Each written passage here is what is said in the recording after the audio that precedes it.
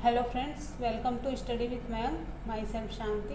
Friends, हमने chapter first तो complete कर लिया है, पर आज हम उसका रिवीजन करेंगे। ओके, चलिए शुरू करते हैं।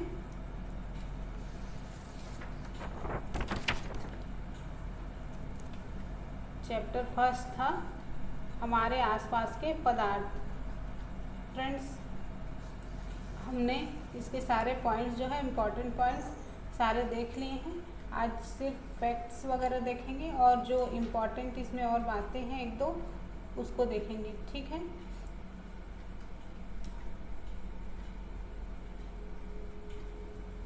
चलिए फ्रेंड्स, अब वैज्ञानिक पदार्थ की 5 अवस्थाओं की चर्चा कर रहे हैं। मतलब हमने यहाँ पर पढ़ा ठोस, द्रव और गैस के बारे में सिर्फ, पर वैज्ञानिक जो है वो पदार्थ की 5 अवस्था, मतलब 2 अवस्था और कौन कौन सी है, तो प्लाज्मा और बोस आइंस्टाइन कंडेंसेट। ठीक है, तो उसके बारे में मैं आपको बता रही हूँ कि वो होता क्या है। तो पहला है प्लाज्मा। हम ठोस, द्रव और गैस के बारे में पढ़ चुके हैं, अब हम देखेंगे प्लाज्मा क्या है। ठीक है, तो फ्रेंड्स, इस अवस्था में कण अत्यधिक ऊर्जा वाले और अधिक उत्तेजित होते हैं। ये कण आयनीकृत गैस के रूप में होते हैं। ठीक है, फ्लोरेसेंट ट्यूब और नियॉन बल्ब में प्लाज्मा होता है। फ्रेंड्स, ये जो प्लाज्मा है वो बहुत अधिक ऊर्जा वाले होते हैं और बहुत ज़्यादा उत्तेजित होते हैं। ठीक है, मतलब और ये आयनीकृत गैस के रूप में होते हैं, इसीलिए इसका यूज फ्लोरेसेंट ट्यूब और नियॉन बल्ब में होता है। और नियॉन बल्ब के अंदर नियॉन गैस और फ्लोरेसेंट ट्यूब के अंदर हीलियम या कोई और अन्य गैस होती है। ठीक है, विद्युत ऊर्जा इसके अंदर प्रवाहित होती है। जब जो फ्लोरेसेंट ट्यूब है उसके अंदर जब विद्युत ऊर्जा प्रवाहित होती है तो यह जो गैस है वो आयनीकृत यानी कि आवेशित हो जाते हैं, और आवेशित होने से ट्यूब या बल्ब के अंदर चमकीला क्या तैयार होता है, तो प्लाज्मा तैयार होता है। ओके, हम जो पढ़ रहे हैं प्लाज्मा वो किस तरह से तैयार होता है, तो फ्लोरेसेंट जो ट्यूब है उसके अंदर विद्युत ऊर्जा प्रवाहित होती है, तो जिससे गैस आयनीकृत हो जाता है, मतलब आवेशित हो जाता है, और आवेशित होने से ट्यूब या बल्ब के अंदर चमकीला प्लाज्मा तैयार होता है। ठीक है, और गैस के स्वभाव के अनुसार इस प्लाज्मा में एक विशेष रंग की चमक होती है, और प्लाज्मा के कारण ही सूर्य और तारों में भी चमक होती है। फ्रेंड्स, उच्च तापमान के कारण ही तारों में प्लाज्मा बनता है। ठीक है, तो हमने यहाँ पर प्लाज्मा के बारे में जान लिया। अब हम जानेंगे बोस आइंस्टाइन कंडेंसेट।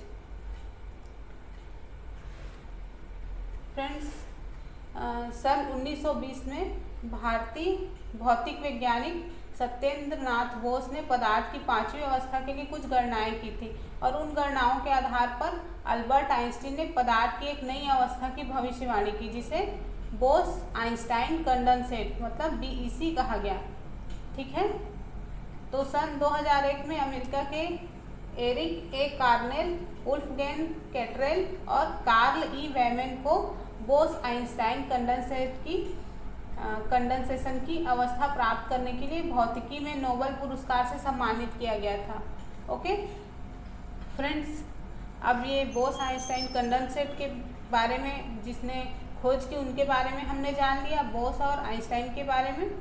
अब हम जानेंगे कि ये होता क्या है, ये पदार्थ क्या होते हैं। ठीक है, ये पदार्थ की अवस्था क्या होती है, तो सामान्य वायु के घनत्व के 1/1000वें भाग जितने कम घनत्व वाली गैस को बहुत ही कम तापमान पर ठंडा करने से BEC तैयार होता है। ठीक है,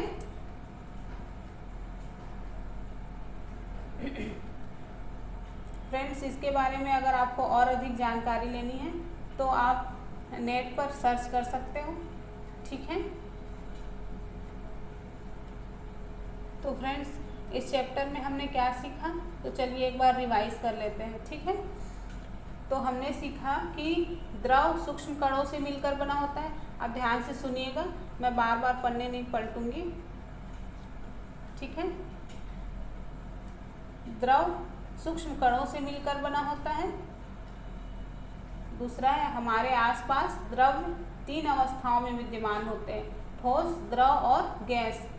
फ्रेंड्स, ठोस के कणों में आकर्षण बल सबसे अधिक होता है, गैस के कणों में सबसे कम और द्रव के कणों में इन दोनों के बीच का होता है, मतलब मध्यवर्ती होता है। ओके फ्रेंड्स, ठोस के कणों में ठोसों को निहित करने वाले कणों के बीच का जो गैपिंग होता है, रिक्त स्थान होता है, और गतिज ऊर्जा वो न्यूनतम होती है। ओके, और गैसों के लिए यह अधिकतम, किंतु द्रवों के लिए मध्यवर्ती मतलब बीच की होती है। ठीक है, हमने पढ़ चुका है कि ठोस में गतिज ऊर्जा कम होती है जबकि गैस में सबसे ज़्यादा होती है और द्रव में इन दोनों के मध्य में होती है। ठोसों के लिए उनके कणों की व्यवस्था अत्यधिक क्रमित होती है और द्रवों में कणों की परतें एक दूसरे पर फिसल सकती हैं। ठीक है, और गैसों में कोई क्रम नहीं होता और इनके कण अनियमित रूप से इधर उधर विचरण करते रहते हैं। और आगे देखते हैं, पदार्थों की अवस्थाएं अंततः परिवर्तित होती रहती हैं। पदार्थों की अवस्थाओं में परिवर्तन ताप और दाब में परिवर्तन से किया जा सकता है ना। ऊर्ध्वपातन क्या था? तो ऊर्ध्वपातन प्रक्रम में ठोस पदार्थ द्रव में परिवर्तित हुए बिना ही सीधे गैसीय अवस्था में आ जाते हैं और गैसीय अवस्था से सीधे ठोस अवस्था में आ जाते हैं। ठीक है, तो यही क्या था? ऊर्ध्वपातन था। अब देखते हैं क्वथनांक के बारे में, है ना। तो क्वथनांक क्या है? तो क्वथनांक में जो पदार्थ के कण होते हैं वो द्रव अवस्था से वाष्प में परिवर्तित होते हैं। ठीक है, अब वाष्पीकरण, हमने इसके बाद वाष्पीकरण पढ़ा था। तो वाष्पीकरण क्या था? यह एक सतही परिघटना है। सतह के कण पर्याप्त ऊर्जा ग्रहण करके उनके बीच के जो परस्पर आकर्षण बलों को पार कर लेते हैं और द्रव को वाष्प अवस्था में परिवर्तित कर देते हैं। ठीक है,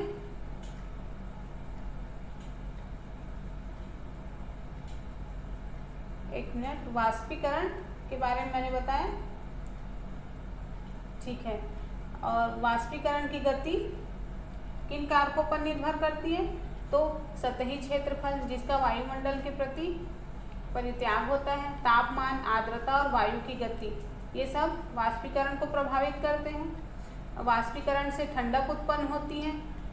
वाष्पीकरण की गुप्त ऊष्मा की वह मात्रा है जो 1 किलोग्राम द्रव को वायुमंडलीय दाब और द्रव के क्वथनांक पर गैसीय अवस्था में परिवर्तित करने हेतु प्रयोग होती है। ठीक है, अब देखेंगे, संगलन की गुप्त ऊष्मा ऊर्जा की वह मात्रा है जो 1 किलोग्राम ठोस को वायुमंडलीय दाब पर ठोस को उसके संगलन बिंदु पर लाने के लिए प्रयोग होती है। ठीक है फ्रेंड्स, मैं ये सब आपको समझा चुकी हूँ, इसलिए मैं बार बार पढ़ने नहीं पलट रही हूँ। ओके, चलिए अब आगे देखते हैं। कुछ मापने योग्य राशियाँ और उनके मात्रक जिनको हमें ज्ञान होना चाहिए। ठीक है, तो फ्रेंड्स यहाँ पर राशि, मात्रक और प्रतीक। तो राशि क्या है? तापमान, इसका मात्रक है केल्विन, इसका प्रतीक है के। लंबाई का मीटर, इसका प्रतीक है एम। सहती किलोग्राम, इसको केजी में व्यक्त करते हैं। भार का न्यूटन, जिसको एन से व्यक्त करते हैं। आयतन घन मीटर m3। घनत्व किलोग्राम प्रति घन मीटर केजी m3। दाब का पास्कल PA। ओके, तो फ्रेंड्स यहाँ पर हमने इसका रिवीजन भी कर लिया। चलिए अब 1-2 क्वेश्चन देख लेते हैं। तो पहला क्वेश्चन है, निम्नलिखित तापमानों को सेल्सियस इकाई में बदलिए। मैंने आपको बताया था सेल्सियस में बदलने के लिए क्या किया जाता है और केल्विन में बदलने के लिए क्या किया जाता है ना। 273 से घटाया जाता है और जोड़ा जाता है। ठीक है, और किस में घटाना है किस में जोड़ना है मैं बता चुकी हूँ, तो आपको कमेंट करके इसके आंसर मुझे देने हैं। ठीक है, तो पहला है 300 केल्विन, इसको सेल्सियस में बदलना है। दूसरा है 573 केल्विन। ओके,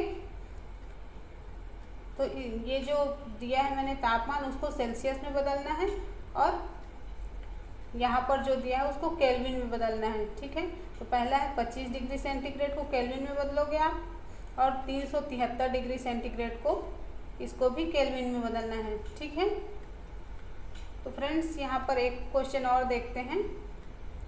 उबलते हुए जल अथवा भाप में से जलने की तीव्रता किसमें अधिक महसूस होती है? मतलब कोई अगर उबलते हुए जल से जल जाए, मतलब उबले हुए पानी से जल जाए या भाप से जल जाए, तो दोनों में किस जलने की तीव्रता किसमें अधिक महसूस होगी, मतलब किसमें ज़्यादा अधिक जलन होगी और किस लिए होगी, आपको बताना है। ठीक है, आपको पता है कि भाप की गुप्त ऊष्मा जो है अधिक होती है ना, इसलिए भाप में जलने से हमको ज़्यादा जलन महसूस होती है। तो इसका आंसर आप कमेंट करके बताइएगा। ठीक है फ्रेंड्स, इसमें एक दो क्वेश्चन और मैं देख लेती हूँ। एक क्वेश्चन है, नेफ्थलीन को रखा रहने देने पर, नेफ्थलीन जानते हो आप, नेफ्थलीन की गोलियां आती हैं, है ना, इसको रखा रहने देने पर कुछ समय के साथ, मतलब कुछ समय बाद इसमें कुछ भी नहीं बचता और ये बिना ठोस पदार्थ, कोई बिना ठोस पदार्थ छोड़े ही अदृश्य हो जाती है ना। तो ये क्यों होता है, आप बता सकते हो?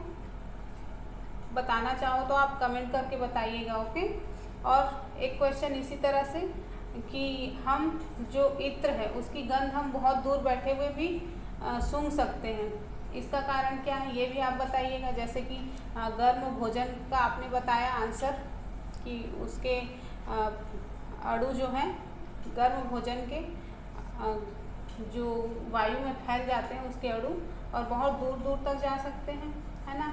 तो इसी तरह से इनका भी आंसर सेम वही उसी टाइप से होगा। ठीक है, तो फ्रेंड्स यहाँ पर हमारा चैप्टर फर्स्ट पूरा हो गया। अब हम कल से चैप्टर सेकंड शुरू करेंगे। ठीक है फ्रेंड्स, अगर वीडियो आपको पसंद आता है तो प्लीज़ लाइक शेयर और कमेंट करिएगा। ठीक है, तो मिलते हैं नेक्स्ट वीडियो में। Bye bye.